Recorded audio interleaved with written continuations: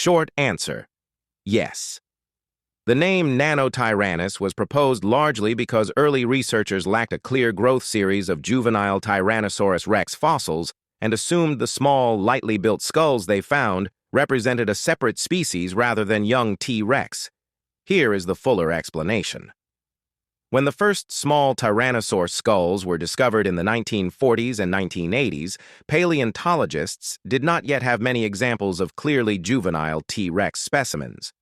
The best-known adult fossils, like Sioux, were huge, thick-boned animals. The smaller skulls looked different in several ways. They were slimmer, had more teeth, and had different proportions.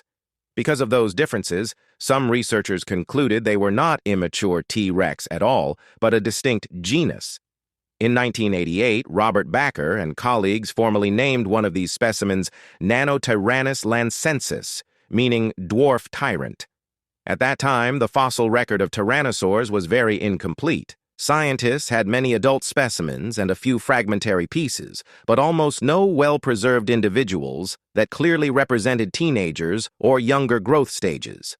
Without a developmental series to compare, it seemed reasonable to interpret the small skulls as a separate animal. Over the last 3 decades, that situation changed.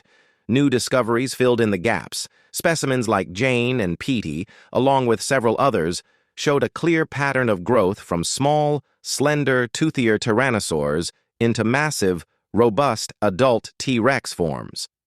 Bone histology studies, which examine microscopic growth rings in the bones, demonstrated that these so-called Nanotyrannus individuals were still rapidly growing juveniles, not fully grown dwarfs. Modern analysis indicates that the differences once used to define Nanotyrannus match what we would expect in a young tyrannosaur. Juvenile T-Rex had longer legs, narrower skulls, and more teeth. As they matured, their skulls thickened, tooth counts decreased, and the overall proportions changed. What looked like a separate species was actually a growth stage. Today, most paleontologists consider Nanotyrannus to be invalid and view the fossils assigned to it as juvenile Tyrannosaurus rex. The name arose primarily because researchers lacked enough juvenile fossils to recognize normal developmental variation. So your premise is correct. The idea of Nanotyrannus was born out of limited data, and as more fossils of young T-Rex were found, the need for a separate genus largely disappeared.